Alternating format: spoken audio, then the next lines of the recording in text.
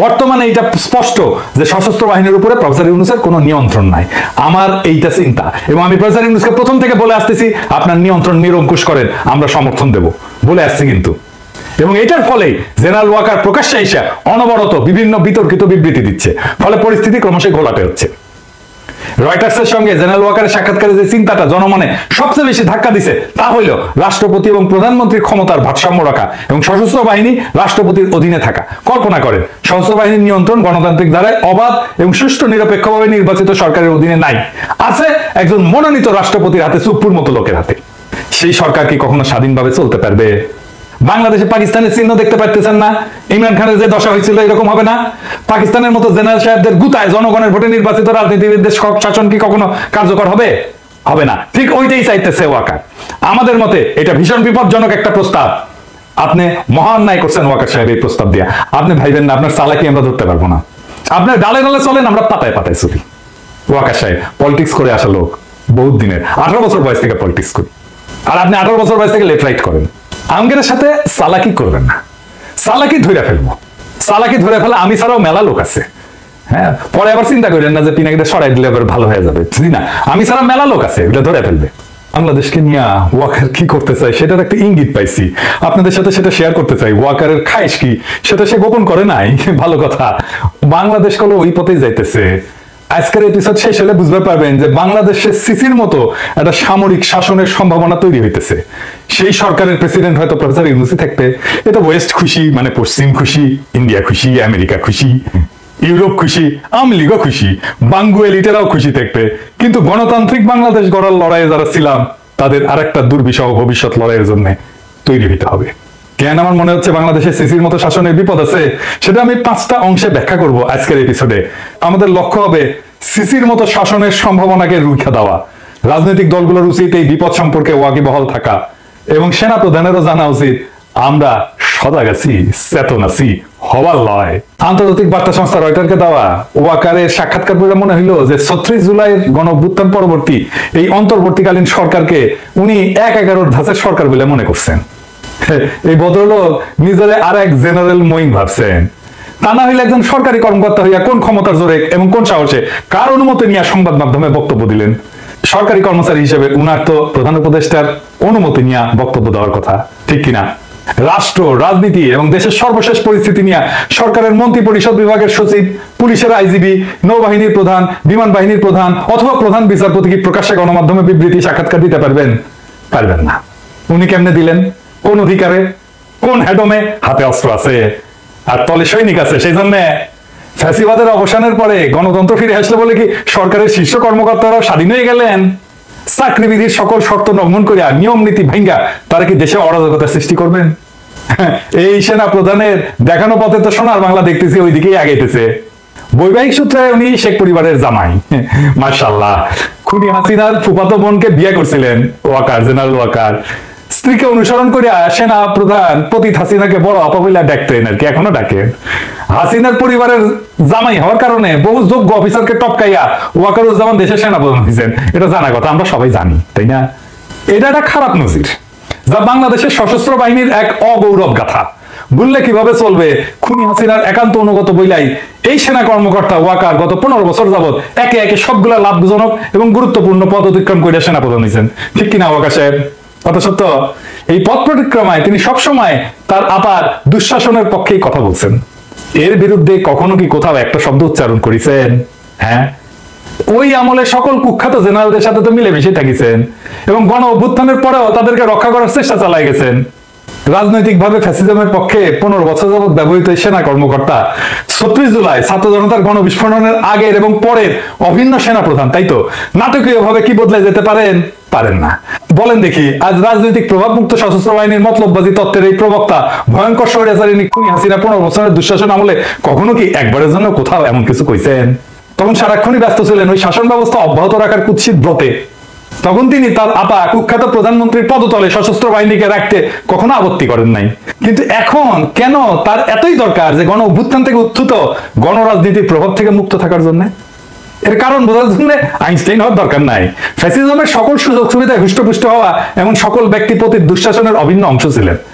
এটা আমরা ভুলে যাই নাই। জীবদ্দশায় তারা কখনোই বদলাবে না এবং বাংলাদেশে বসে সারাক্ষণই তাদের প্রভু ইন্ডিয়ার স্বার্থ রক্ষার মরণ প্রচেষ্টা চালাই যাবে। এবার আসেন দ্বিতীয় ইস্যুতে। ওয়াকা সাহেব ঘোষণা করলেন আগামী 18 মাসের মধ্যে সাধারণ নির্বাচন অনুষ্ঠিত হওয়া উচিত। বাহ, ভালো কথা। বাংলাদেশ সেনাবাহিনীর মাঝারি মানের এই অফিসার এককভাবে নিজের মতামত দিচ্ছেন বলে দেশপ্রেমিক তরুণ অফিসার এবং সৈনিকেরা কিন্তু মনে করে না। তরুণ অফিসার এবং সৈনিকেরা ওনারা আদ্যপান্ত জানেন, তাই মনে করেন ইন্ডিয়ার কুখ্যাত গোয়েন্দা সংস্থা র অথবা খুনি হাসিনার মতো কেউ তাকে পেছন থেকে নাচাইতেছে। আর একটা হইতে পারে উনি সবকিছু নায়ক হিসেবে নিজেকে জাহির করার লোভ সামলাইতে ব্যর্থ হইতেছেন, নাকি লোকটা নিজেকে জাতির সামনে একজন বিশ্বস্ত এবং গুরুত্বপূর্ণ ব্যক্তি হিসেবে আত্মপ্রকাশের চেষ্টা করতেছেন। ওই সাক্ষাৎকারটা যদি আপনারা পর্যালোচনা করেন নিবিড় ভাবে, তাহলে জরুরি কয়েকটা উপাদান কিন্তু পাওয়া যাবে। কি কি? 1 নাম্বার, সশস্ত্র বাহিনী কর্তৃত্ব প্রেসিডেন্টের হাতে রাখার দাবি তুলে বলছেন তারা রাজনীতি থেকে দূরত্ব বজায় রাখতে চায়। এইটা সীমা লঙ্ঘনকারী, অনভিপ্রেত এবং বেআইনি এরকম প্রস্তাবের চাইতে রাজনীতি করার বড় দৃষ্টান্ত আর কি হইতে পারে? কারণ তিনি সহ একজনও সেনাপ্রধান বা চাকরিতে নিয়োজিত জেনারেল জঘন্য স্বৈরাচারিণী শেখ হাসিনার শাসনামলে অনির্বাচিত অবৈধ প্রধানমন্ত্রীর কর্তৃত্বের বাইরে যাইতে চাননি। চাইছেন কি ওয়াকা সাহেব? চান নাই। এখন কেন যাইতে চাইতেছেন? প্রধান উপদেষ্টার বাইরে। তখন কি তাদেরকে প্রতিরক্ষা বাহিনীকে রাষ্ট্রপতি কর্তৃত্বে দেওয়ার কথা বলছিলেন? আজ এটা বলা রাজনীতি বিরোধী এবং গণস্বার্থ বিরোধী রাজনীতি। আপনি রাজনীতি করতেছেন ওয়াকা সাহেব। 2 নাম্বার, অন্তর্বর্তীকালীন সরকার যখন বলছে আগে সংস্কার পরে নির্বাচন, সেখানে সেনাপ্রধান এককভাবে 18 মাসের মধ্যে জাতীয় নির্বাচন অনুষ্ঠানের ঘোষণা করে দিলেন কিভাবে? এটা কি রাজনীতি করে না? তাতে কি সরকারি চাকরিবিধির গুরুতর লঙ্ঘন ঘটেনি? 3 নাম্বার, ওয়াকা সাহেব যখন বলে যে গণতন্ত্র উত্তরণ ঘটা উচিত, তার মানে কি তিনি পরোক্ষভাবে বলতেছেন খুনি হাসিনার উৎখাতের দিন অর্থাৎ 5ই আগস্টের আগে বাংলাদেশে গণতন্ত্র ছিল? মানে ওয়াকা সাহেব নিজের অজান্তেই ফ্যাসিজমের পক্ষে কথা কইতেছেন। 4 নাম্বার, কিছু সামরিক কর্মকর্তা সাবেক প্রধানমন্ত্রী বা স্বরাষ্ট্রমন্ত্রী সরাসরি নিয়ন্ত্রিত সংস্থাগুলোতে কাজ করার সময় নিয়মের বাইরে গিয়া কিছু করতে পারেন বইলা এই সাক্ষাৎকারে সন্দেহ প্রকাশ করছেন জেনারেল ওয়াকার। ওয়াকা সাহেব মস্করা করেন আমাদের সাথে, হ্যাঁ, যেখানে সারা দেশের মানুষ নিশ্চিতভাবে জানে এই সকল সংস্থার দায়িত্ব পালনকারী শীর্ষ ব্যক্তি সহ অনেক অফিসারই নিয়মিতভাবে গুম, খুন, দস্যুবৃত্তির মতো ভয়াবহ বেআইনি কাজে জড়িত ছিলেন। 5 নাম্বার, প্রধান উপদেষ্টা জাতিসংঘের সাধারণ পরিষদের অধিবেশনে যোগদানের উদ্দেশ্যে রওনা হওয়ার সময় সাথে সাথে মিলায় প্রকাশিত হইল সেনা প্রধানের এই সাক্ষাৎকার।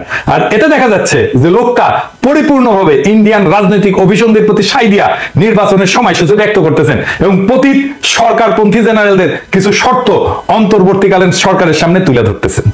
চাকরিবিধি লঙ্ঘন করে এমন উদ্ধত্তপূর্ণ আচরণের জন্য সেনা প্রধানের বিরুদ্ধে ডক্টর মোহাম্মদ ইউনূস কি কোনো শাস্তিমূলক ব্যবস্থা গ্রহণ করবেন? হ্যাঁ, পারবেন না আপনি করতে। সেই জন্য আমি মনে করি যদি সেটা না করেন তাহলে তাকে এখন থেকে এই সমস্ত গণবিরোধী জেনারেলদের শর্তেই দেশ পরিচালনা করতে হবে। আমার প্রফেসর ইউনূসকে নিয়ে এইটা সবচেয়ে বড় অভিযোগ।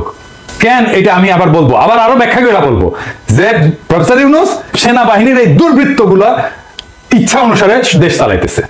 বিএনপি, জামাত, বৈষম্য বিরোধী ছাত্র আন্দোলন সহ গণ অভ্যুত্থানে অংশগ্রহণকারী সকল দল, সংস্থা এবং পক্ষকে এই নতুন বাস্তবতা কিন্তু বুঝতে হবে এবং এর বিরুদ্ধে ঐক্যবদ্ধভাবে রুখে দাঁড়াতে হবে। তা না করতে পারলে ভিন্ন রূপে ডেলে সাজানো ফ্যাসিবাদের নবছায়া গণতন্ত্র শূন্যতা, অধিকারহীনতার মধ্যে ইন্ডিয়ার কর্তৃত্বের অধীনে বসবাস করতে হবে। আমি বলে রাখলাম, লিখে রাখতে পারেন। এইবার আসেন তৃতীয় ইস্যুতে। ওয়াকা সাহেব যখন নিজের এখতিয়ারের বাইরে বিষয় নিয়ে নিয়ম নীতির সকল সীমা লঙ্ঘন করে কথা বলেন, দেখা যাচ্ছে আমাদের মিডিয়া তখন তা তুলে ধরতে ভয় বা লজ্জা পাইতেছে। লজ্জা নারীর ভূষণ এবং প্রথম আলো ডেইলি স্টারের ভূষণ। কিন্তু এটা কেন হবে? গণমাধ্যম কি এখনো খুনি হাসিনার শাসনামলে গড়ে ওঠা ভীতির পুরানো মানসিকতার রাজত্বে বসবাস করতেছেন, নাকি তারা জেনারেল ওয়াকারকে খুনি হাসিনার বোনজামাই ভাইবা এখনো সন্ত্রস্ত থাকে, তাকে সমীহ করে? আচ্ছা, আরেকটা জিনিস বলি, আপনারা বলেন তো দেখি, জেনারেল ওয়াকার সামরিক বাহিনী সম্পর্কিত কমান্ড, নিয়ন্ত্রণ কাঠামো এবং নিয়ম নীতি সম্পর্কে কি অবগত না? যদি তা না হইয়া থাকে তাহলে কিভাবে তিনি ডিজিএফআই, এনএসআই, এনটিএমসি এইগুলোর মতো সংগঠনগুলোতে নিজের নিয়ন্ত্রণে নিলেন? নিজের নিয়ন্ত্রণে নিছেন এটা জানেন তো? আদতে এগুলোর নিয়ন্ত্রণ প্রধান উপদেষ্টার হাতে থাকার কথা। তো প্রফেসর ইউনূসকে অতিরিক্ত কাজের বোঝা মনে করে এগুলোর দায়িত্ব সেনা প্রধানকে সামলাইতে দিচ্ছেন। শুধু তাই না, ডিজি, বিজিবি, ডিজি আনসার, র্যাবের অফিসাররা কেন স্বরাষ্ট্র উপদেষ্টাকে টপকায় বা উপেক্ষা করে সেনা প্রধানের কাছ থেকে নির্দেশ নিতেছেন জানেন নাকি? এটা কিন্তু হইতেছে। দাপ্তরিকভাবে মূল বস প্রধান উপদেষ্টা হওয়ার পরেও সশস্ত্র বাহিনী বিভাগের প্রিন্সিপাল স্টাফ অফিসার কেন সেনা প্রধানের কাছ থেকে সিদ্ধান্ত নেন? প্রধানমন্ত্রী বা প্রধান উপদেষ্টার পরিবর্তে রাষ্ট্রপতির হাতে সশস্ত্র বাহিনীর দায়িত্ব রাখার পরামর্শ দেওয়ার ক্ষমতা জেনারেল ওয়াকারকে কে দিছে? তিনি কি সংবিধান সংস্কারের জন্য গঠিত কমিশনকে প্রচ্ছন্নভাবে দিক নির্দেশনা বা হুকুম দিতেছেন? দেখা যায় আমাদের সেই প্রবাসী পণ্ডিত আলী রিয়াজ কার সাথে আপোষ করেন, কাকে ভয় পান এবং কার ইঙ্গিতে উঠবস করেন দেখবনি আমরা। আমার মনে হয় যে ভবিষ্যতের এই সমস্ত বিকল্প পথ মাথায় রেখে শাসক জেনারেল সাহেবেরা 5ই আগস্ট হাসিনার নিরাপদ পলায়ন নিশ্চিত করছিলেন। তারা এটা করতে গিয়া বাংলাদেশ রাষ্ট্রের নিরাপত্তার প্রশ্নে যে সমস্ত আপোষ এবং স্বার্থহানিকর অঘটন ঘটাইছেন তা নিয়ে তরুণ অফিসার এবং সৈনিকদের সামনে কিছু প্রশ্ন উত্থাপন করা জরুরি। কি কি সেই প্রশ্ন?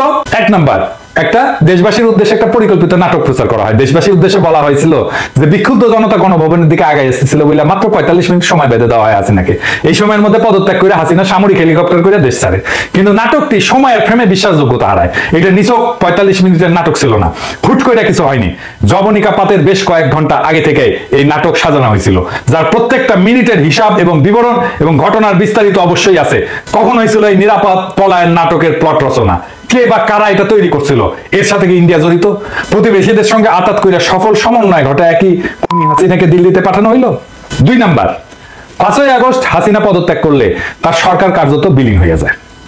তখন রাষ্ট্রপতি ছাড়া এমন কোন কার্যকর রাজনৈতিক শাসন বা কর্তৃত্ব ছিলেন না যিনি এই পলায়ন অনুমোদন করবেন। তিনি কি হাসিনার সেফ ইভাকুয়েশন নিশ্চিত করছেন? পদত্যাগের পর সামরিক বিমানে চইরা দেশ ত্যাগ কি হাসিনার জন্য বৈধ ছিল? গণভবনের পেছনে এসে হেলিকপ্টার চড়া কুর্মিটোলা বিমান ঘাটিতে, সেইখান থেকে C-130 বিমানে চড়াই সীমান্ত পাড়ি দিয়া ফ্যাসিস্ট হাসিনাকে দিল্লি নিয়ে যেতে কে নির্দেশ দিয়েছিলেন? বিমান বাহিনী প্রধান। বিমান বাহিনী প্রধান কি একাই অপরাধপূর্ণ সিদ্ধান্ত নিয়েছিলেন, নাকি অপরাপর চেইন অফ কমান্ড বা সার্ভিস চিফদের সাথে পরামর্শ করে এই অপকর্মটা সম্পন্ন করছিলেন? 3 নাম্বার, ওই যে নাগরিক টিভিতে সাকিবের সাথে টেলিফোনে কথা বলার সময় ওয়াকার সাহেব একটা প্রকাশ্য বিবৃতি দিয়েছেন, যেখানে বলছেন হাসিনার দেশ ত্যাগের খবরটা তিনি কারো কাছ থেকে শুনছেন। শুনেন কি বলে। প্রথম কথা হচ্ছে যে আমি তো পলিটিক্যাল পার্টিগুলোর সাথে ডিসকাশন করছিলাম, তখন আমাকে somebody say যে উনি তো চলে যাচ্ছে, উনি is on the runway, he has taken off. তো এটা আমি জানতাম না যে she is living the country. কি হইল শুনলেন তো? সেই সময়টাতে নাকি তিনি সকল রাজনৈতিক দলের নেতা, ছাত্র নেতা এবং নাগরিক সমাজের ব্যক্তিদের সাথে সেনা সদরে ছিলেন। সেক্ষেত্রে যে প্রশ্ন অমীমাংসিত থাকে তা হইল, সেনা প্রধান তখন কেন সেনা সদরে এই সমস্ত অতিথিদের আমন্ত্রণ জানাইছিলেন? 4 নাম্বার, বাংলাদেশ বেসামরিক বিমান চলাচল কর্তৃপক্ষ কি খুনি হাসিনার ইন্ডিয়া যাওয়ার ফ্লাইট ক্লিয়ারেন্স ছাড়পত্র পাইছিল? যদি না পাইয়া থাকে তাহলে খুনি পালালো কার সহায়তায়? পলায়নরত স্বৈরাচারিণীর বিমানের ট্রান্সপন্ডার কেন বাংলাদেশের আকাশ সীমা অতিক্রম করা পর্যন্ত বন্ধ রাখা হয়েছিল? এতে কি ওই বিমানে থাকা সকল যাত্রীর জীবন বিপন্ন হওয়ার হুমকির মধ্যে ছিল না? 5 নাম্বার, ফ্লাইটে হাসিনার সঙ্গে আর কে কে ছিল? ওই আরোহী তালিকা কোথায়? ক্রু কারা ছিল? SSF এর PGR এর কোন সদস্যরা খুনির সঙ্গে উঠছিল? ওই বিমানে থাকা সব যাত্রী কি বৈধ ভিসা ছিল? 6 নাম্বার, পালানোর নিরাপদ পথ তৈরি করে দিতে ইন্ডিয়ার সঙ্গে যোগাযোগটা কে করে দিছিল? এই আলোচনার মধ্যস্থতা কে করছিল? খুনি হাসিনার নিরাপদ পালানোর বিষয়ে রাজনৈতিক দলের নেতা, ছাত্র নেতা এবং নাগরিক সমাজের কর্তা ব্যক্তিদের মধ্যে কারা সম্মতি দিছিল? আমরা মনে করি এই প্রশ্নগুলোর উত্তর জানা খুবই গুরুত্বপূর্ণ কর্তব্য। বাংলাদেশের নাগরিকদের, বিশেষ করে আন্দোলনে অংশগ্রহণের ছাত্র জনতা, জুনিয়র অফিসার এবং সৈনিকদের এই সমস্ত তথ্য জানার অধিকার আছে। অথচ এখন পর্যন্ত ডক্টর মোহাম্মদ ইউনূসের অলস, অকেজো, অথর্ব, বুড়া হাবরার অন্তর্বর্তী সরকার এই বিষয়ে সম্পূর্ণ নীরব। সেনাপ্রধান জেনারেল ওয়াকারুজ্জামান, নৌবাহিনীর প্রধান রিয়ার অ্যাডমিরাল নাজমুল হাসান এবং বিমান বাহিনীর প্রধান মার্শাল হাসান মাহমুদ খান কি দেশবাসীকে পরিপূর্ণ আশ্বাস দিতে সক্ষম যে তারা বহিঃশত্রুকে মোকাবেলার পুরোপুরি তৈরি আছেন? আগে তো এই কাজটা করবেন। বাংলাদেশের রাজনীতি নিয়ে মাথার একেবারে পোকা উঠে গেছে না? নিজের কাজের খবর নাই, রাজনীতির খবর নিয়ে মাথা গরম করে বসে আছেন। খুনি হাসিনার পতনের আগে 19 জুলাই রাতে সারা দেশে কারফিউ জারি এবং সেনা মোতায়েন করছিল তৎকালীন ফ্যাসিস্ট আওয়ামী লীগ সরকার। কিছু দলবাজ আর্মি অফিসার তখন বিক্ষোভরত নিরস্ত্র ছাত্র জনতার দিকে গুলিও ছুটছে, মারাও গেছে ওই গুলিতে। আমাদের কাছে ভিডিও আছে। গণ অভ্যুত্থানের পর প্রতিষ্ঠিত অন্তর্বর্তীকালীন সরকার এখন সেনা কর্মকর্তাদের ম্যাজিস্ট্রেসির ক্ষমতাও দিছে। এমত অবস্থায় জেনারেল ওয়াকার সাহেব কি আমাদের আশ্বস্ত করতে পারবেন তথাকথিত জননিরাপত্তার কাজে দীর্ঘমেয়াদে সেনাবাহিনী মোতায়েন করে রাখার কারণে সেনাদের দেশ রক্ষার মনোবল, লড়াইয়ের পূর্ণ ক্ষমতা এবং দক্ষতা অক্ষুণ্ণ আছে কি? তিনি কি নিশ্চিত করবেন ওনারা সত্যিই রাজনীতি মুক্ত এবং এখন কেবলই দেশ সার্বভৌমত্বের অধিকার রক্ষায় বহিরাগত আগ্রাসন মোকাবেলায় প্রস্তুত? তিনি কি গ্যারান্টি দিতে সক্ষম আমাদের সেনাবাহিনী প্রশিক্ষণ চক্র, কোর্স ক্যাডার, ইনডোর আউটডোর অনুশীলন, বিশেষজ্ঞ প্রশিক্ষণ সহ সকল পেশাদার কার্যক্রম স্থগিত বা কমানোর পরেও সেনাদের পেশাগত দক্ষতা বজায় আছে? শত্রুর বিরুদ্ধে লড়াই করার জন্য বাংলাদেশকে উপযুক্ত দক্ষতা, প্রশিক্ষিত জনশক্তি, অস্ত্র এবং গোলাবারুদ আছে? সশস্ত্র বাহিনীকে দেশের আভ্যন্তরীণ নিরাপত্তার দায়িত্ব থেকে দ্রুত সরায় যুদ্ধের পর্যায়ে প্রস্তুত করতে কতদিন সময় লাগে তা কি তারা জানেন? তবে আমি দৃঢ়ভাবে বিশ্বাস করি সেনাপ্রধান জেনারেল ওয়াকারুজ্জামান জানেন দীর্ঘদিন ব্যবহার না করলে ধারালো অস্ত্রটাও মরিচায় ক্ষয় ধরে যায়। এইবার আসেন অ্যাডমিরাল মোহাম্মদ নাজমুল হাসান, আপনি কি জানাবেন আমাদের কতগুলো সমুদ্র উপযোগী সহায়ক কর্মক্ষম জাহাজ আছে? কয়টা কর্মক্ষমতার বাইরে আছে? কি যথেষ্ট অস্ত্র, গোলা বারুদ বা যুদ্ধের রসদ? জবাব যদি না হয় আপনি কি প্রতিরক্ষা উপদেষ্টাকে বর্তমান পরিস্থিতি এবং সক্ষমতা সম্পর্কে জানাইছেন? এই অবস্থার উন্নতি না হইলে শত্রুপক্ষের দ্বারা বাংলাদেশের কি হাল হইতে পারে, জয় হইতে পারবেন কিনা তা নিয়ে কি আলোচনা করছেন? আপনার নাবিকদের অপারেশনাল এবং প্রশিক্ষণের হাল হকিকত এবং মান কতটুকু? নৌপ্রধানকেই নিশ্চিত করতে হবে আমাদের সমুদ্র সীমা লঙ্ঘিত হইলে তারা দ্রুত সময়ের মধ্যে ব্যবস্থা নেবেন। ওই যে মনে আছে না, সেন্ট মার্টিন দ্বীপে বার্মান নৌবাহিনী 7 দিন ধরে গুলি বর্ষণ করার পর সেখানে নৌবাহিনীর জাহাজ পৌঁছেছিল 7 দিন পরে, এটা কিন্তু দেশবাসী জানে। এবার আসেন বিমান বাহিনীর প্রধান মার্শাল হাসান মাহমুদ খান, আপনি কি আমাদেরকে বলবেন কিভাবে আপনার বিমান আমাদের আকাশ মুক্ত রাখবে? কয়টা উড়বার পারে আর কয়টা পারে না? গত 1 বছরে আপনার অপারেশনাল পাইলটরা কি 30টা ফ্লাইং ঘন্টা আকাশে থাকতে পারছেন? আপনি কি মনে করেন বর্তমান সক্ষমতা নিয়ে শত্রুপক্ষের মুখোমুখি হতে পারবেন? যদি না পারেন আপনি কি ডক্টর মোহাম্মদ ইউনূসকে অবহিত করছেন? 3 বাহিনীর প্রধানকে বলতে চাই, এখন আমি কইলে অনেকে কয় আপনি কর কে, আমি কমো। শোনেন, শোনা লাগবে। আপনাদের প্রধান দায়িত্ব বহিরাগত আগ্রাসন মোকাবেলায় প্রস্তুত থাকা। সেই দায়িত্ব ভুলায় বা এড়ায় দেশের আভ্যন্তরীণ জননিরাপত্তার কর্মে, শ্রমে এবং বাহবায় খুশি হওয়া কি পেশাদার সেনার কাজ? দেশ আক্রান্ত হইলে আপনারা কিন্তু ক্ষমা পাইবেন না।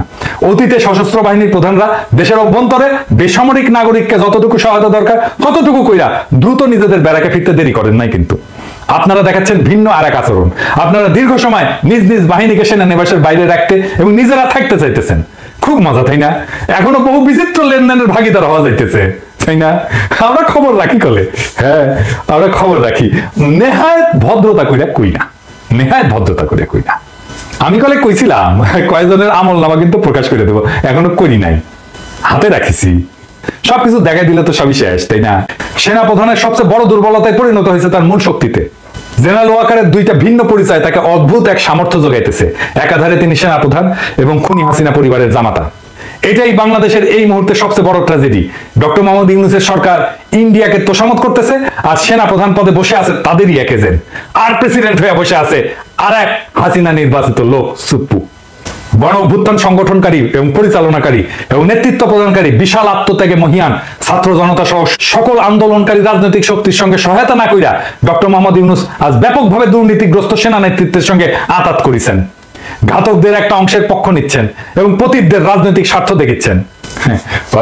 আমি আগে বলি নাই, কিন্তু আজ বলতে বাধ্য হতেছি। কিন্তু দীর্ঘ 15 বছর ধরে চলমান দেশবাসীর গণতন্ত্র, ভোটাধিকার এবং মৌলিক মানবাধিকার সংগ্রামে আপনি কিন্তু একটা বিবৃতি দিয়ে কখনো পক্ষে দাঁড়ান নাই, একটা খুন মিথ্যা মামলার প্রতিবাদ করেন নাই, শুধু আপনার নিজের স্বার্থের এবং কষ্টের কথা বলছেন।